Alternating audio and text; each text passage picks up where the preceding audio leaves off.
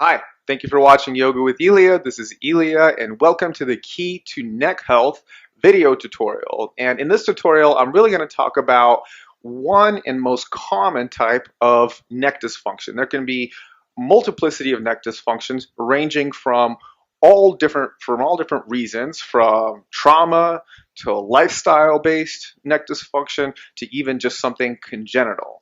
And what I want to talk about today is the most common one, which is lifestyle-based. And it's important to know that, as I said in my Key to Lower Back Health videos, that a lot of our modern problems really stem from the modern lifestyle. So it's important to also note this, that neck dysfunction, musculoskeletal dysfunction, is really the second leading musculoskeletal disorder right after low back pain. And when we're talking about the lifestyle basis of any musculoskeletal mechanical disorder, what we're really just talking about is the chair-based lifestyle, the seat-based lifestyle, right? So when we're thinking about the neck, the cervical spine, we got to ask ourselves, how is it that this chair-based sedentary lifestyle, how is that feeding neck dysfunction? And so there's really two ways that it feeds that dysfunction.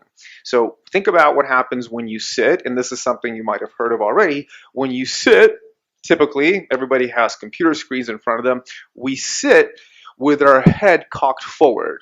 And the reason for this is because we try to bring our heads closer to the screen because the screen can't actually come closer to us and refocus. We always have to basically zoom in and out from the screen to adjust what we're looking at.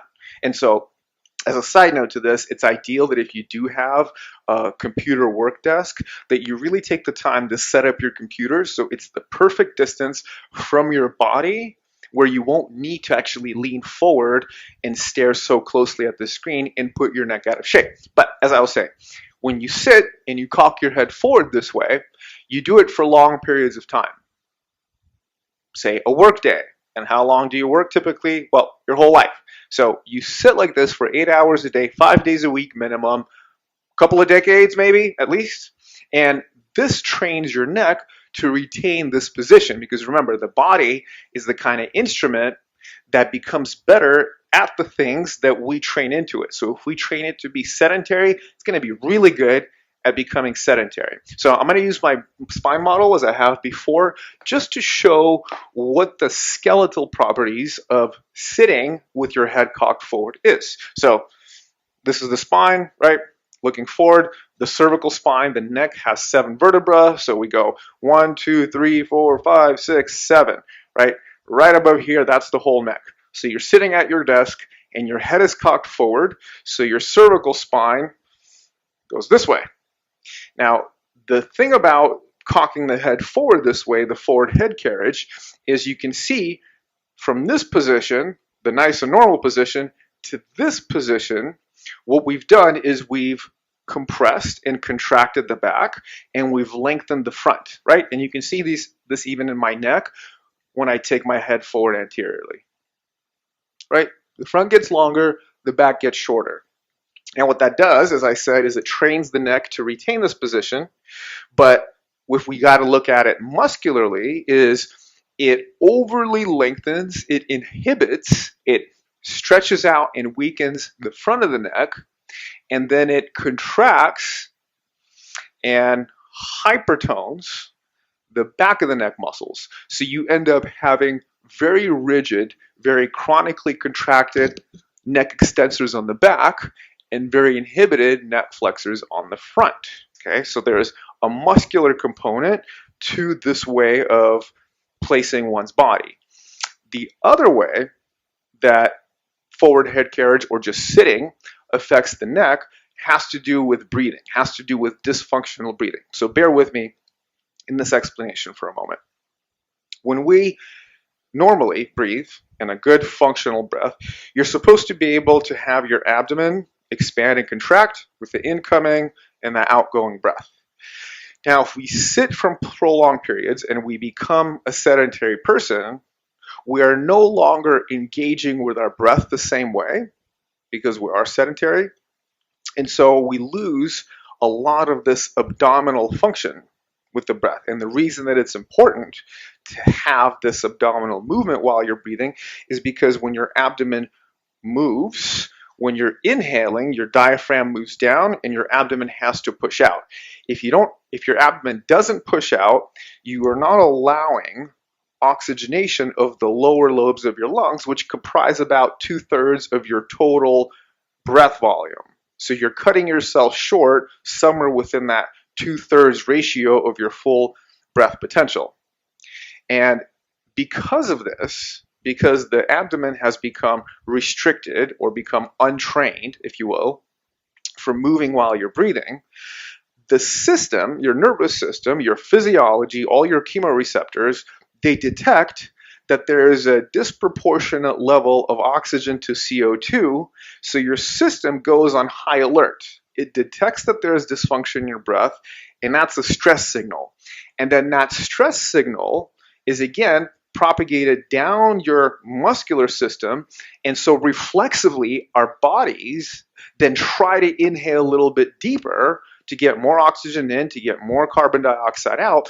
But because our abdomen has been untrained on how to do that, it's actually kind of forgotten how to expand properly, the body tries to do whatever it can to compensate for this inability. So the next way that it compensates for this is it recruits all of your neck muscles, which are also called the accessory muscles of breathing.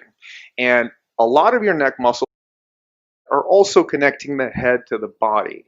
Those are all your accessory muscles of breathing. So when your system goes into that high alert mode and it tries to reinforce some kind of breathing, those accessory muscles try to contract so as to either pull your ribs up or pull your shoulder girdle up to create more space in the ribs. But you're never going to be able to compensate with the space that your accessory muscles of breathing are creating in the top of your chest and the top of your lungs. You're not going to be able to compensate for what you're missing out at the bottom lobes of your lungs. And so over time, these accessory muscles of breathing, because they always try to contract to get that extra little bit of oxygen in, it ends up either hiking up your shoulders or stuffing your head down into the torso. The muscles also themselves become chronically stressed. Another word for them is they become hypertonic. They have too much tone. They're too contracted. Like you'd imagine if you sat there with just a nice clenched fist for 8 hours a day, even more, and you did that for a good year, it's going to be very difficult to open your hand up again. And so now this clenched fist, after a certain amount of time, that's become the new norm. That's become comfortable, and you don't even have to manage it.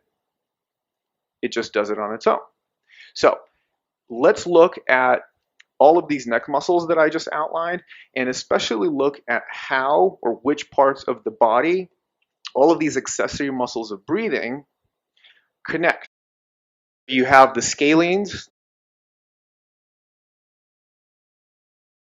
then you have the sternocleidomastoid muscle that connects your skull to your clavicle at the sternoclavicular joint.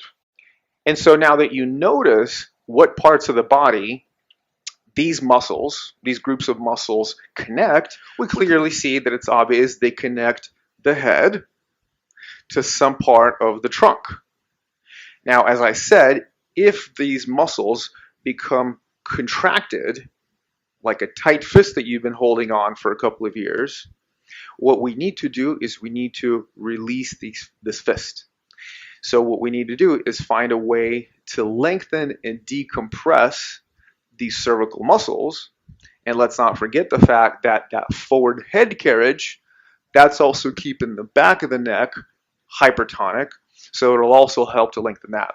So here's the technique on how to relieve the neck of all of its compression and all of its trauma. Now, for chair headstands, the props you will need, well, the props I'm using first, these are just very proper traditional yoga chairs as passed down from the Iyengar yoga lineage. You can see that they would be back chairs, but they're backless chairs, and this allows you to do a lot of other things, not really necessary for chair headstand. So if you don't have standard yoga chairs like this, you can use anything as long as it's the same height. That's the only thing that you have to make sure of. I've done this in hotel rooms on just 2 bar stools that have equal height. Now, some chairs already have some padding on top, and that's going to give you traction. If you don't, if the chair is a little more slippery like this is where I would advise either getting a old yoga mat, cutting up a couple of sticky mat pieces like this, right? It's about 1 by 1.5 foot or so, and you put that on top of the chairs, or you could just have a single mat on the top of each chair. You just fold that mat twice, and that'll be enough to put on your chair. You know, if you do have chairs that, if you're going to use chairs that already have some kind of a soft cushion attached to the top, from there you could just put your blankets or towels right on top of that. You can dispense with the sticky mat piece. So then going to the blankets, yoga blankets are just actually standard Mexican blankets. So use these. If not, use a big bath or beach towel. So where I'm going to start is about this thick of a fold, because it's going to give you enough cushion on your neck muscles, your upper traps especially. That's not going to be too invasive and inflict too much pain and too much pressure all at once. And then eventually over time, you can kind of work your way down and eliminate some layers so you can get a better, more localized, and just deeper impact of the chair edges into your neck. So I'm going to put the blankets down like this. You want to make sure that the edge of the blanket comes right up to where the edge of the chairs are.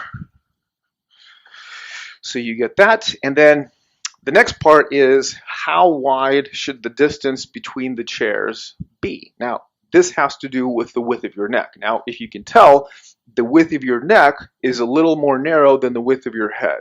So this should not be the width of your head. So this is how you're going to have to set yourself up.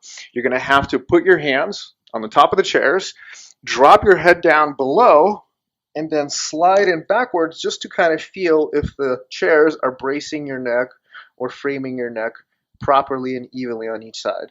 So for me, I could probably narrow them in a little bit.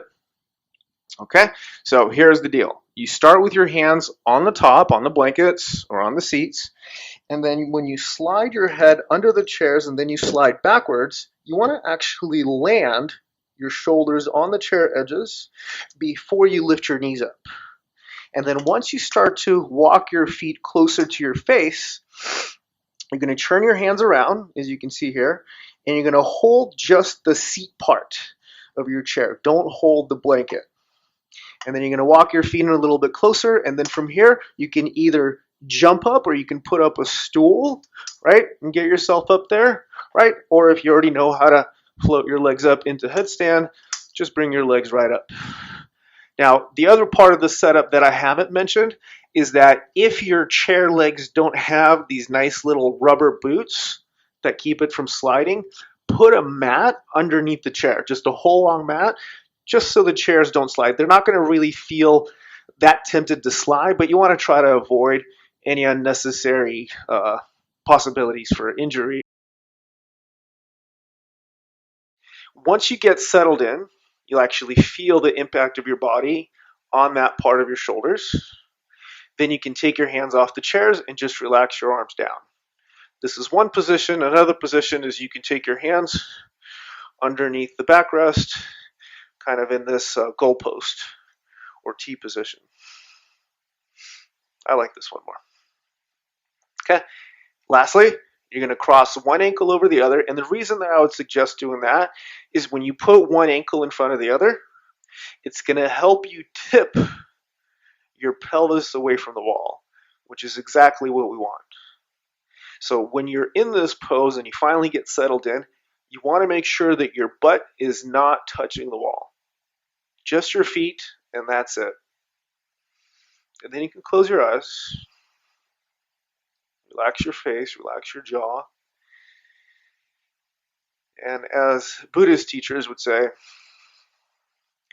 become more intimate with the sensations of the present moment, which in this case means Really get close to how the chair edges feel on your neck and on your shoulders. And notice if your own anatomy is reflexively fighting back against the pressure of the chairs. And if you find that's the case, then just use your time, keep your face relaxed, and slowly start to relieve that reflexive reaction of your neck and shoulders pushing against the chair, pushing back against the chair. When you're in it, imagine that you're actually just inviting the structure and the material of the chair into your body. You know, it's like the old cliche that we hear about being one with things. And it does actually apply in certain cases where you can focus on what it means to become one with the structure or material of the chairs.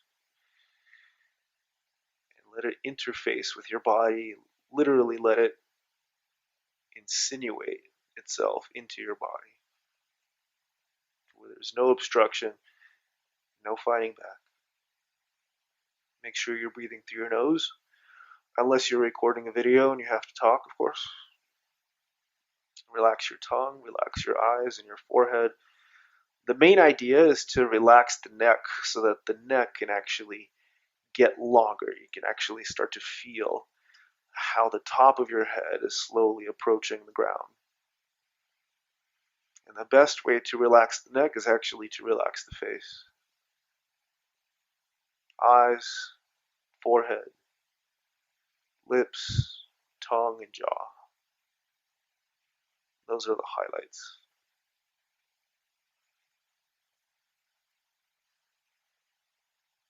And then when you're ready to come out, so if you haven't done this before, start with a minute, and you can work your way up all the way to 5 minutes. But you come out, reverse engineering the entry, first putting your hands where they started, on the edge of the chairs, and then bringing one leg down at a time, or both legs together, and immediately after that, you're going to have to slide yourself right back. Don't lift your head, and just settle right into child's pose for about 10 breaths or a minute. That is the setup of the chair headstand. Now, as I usually want to finish my videos with, is the recommendation of how often you want to do this and for how long. So you don't have to do something like this every day. You know, it's sufficient to do it 2 to 3 times a week. Always be able to try to track your results on how your neck feels. And if you feel that you did it one day and the next day your neck feels significantly better and you don't really need to jump into chair headstand again, great. You don't have to do it. Then do it 2 to 3 times a week. Some regularity is better than no regularity. But if you do it and you start off and you do it one day and then you notice some relief for a couple of hours afterwards, but then the next day you wake up and things are tight again, jump into it again.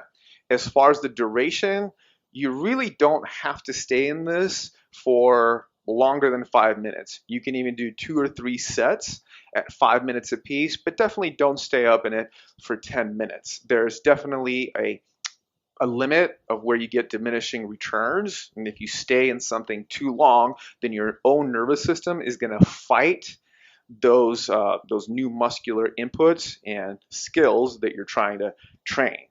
So if you just do this regularly, whether it's 2 to 3 times a week or it's 4 to 5 times a week, it's not just enough to kind of jump in it and just wait the time out. As with any posture and really with any movement protocol or exercise, you want to be able to start to establish quality of action when you're in a posture. So when you set yourself in chair headstand, you want to always try to meditate on how your muscles here that the chairs are immediately in contact with, how they're fighting in a way, how they're kind of protesting the influence of the edges of the chairs, because as soon as you put your body in it for the first time, if you've never done it before, your muscles are going to have this reflexive reaction. And so we have to, and this is really the basis of yoga, you have to cognitively, mentally, or psychologically override the tension that you feel in the muscles and frame it in the understanding that this is ultimately good for you. It's not dangerous. It's not something that you have to shrink and recoil away from. This is something that's actually going to make life better.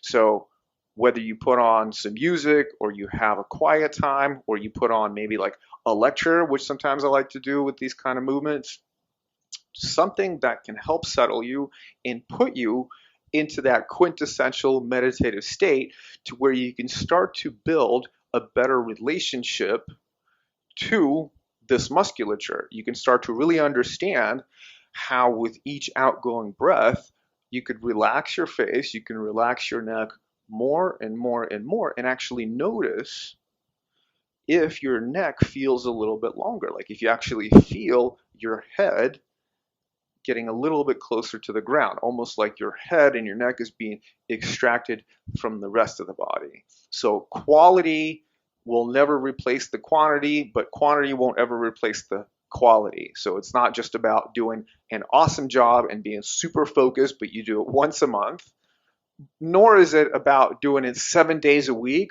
and you jump in for 5 minutes while also texting at the same time. You have to marry these two skills of the quantity and the quality of your effort. So good luck with this. And this is something that's given my clients a lot of relief. This is something that's given me a lot of relief. And there's really almost no contraindication, no other pre-existing health concern that should keep you from doing this. I've actually done this with senior citizens who had neck fusions, full neck fusions, metal hardware connecting their entire neck together so that it's one single piece. You understand? Only contraindication that you do want to check with a physician about is something like glaucoma. Even high blood pressure isn't really contraindicated. And if you do have high blood pressure by chance, then don't start with 5 minutes, start with 1 minute, come out, go into child's pose, and maybe come back up if you feel up to it. You can slowly start to kind of temper and build your tolerance for this posture or any other postures. So good luck and tune in for more videos coming soon. Thank you for watching. Namaste.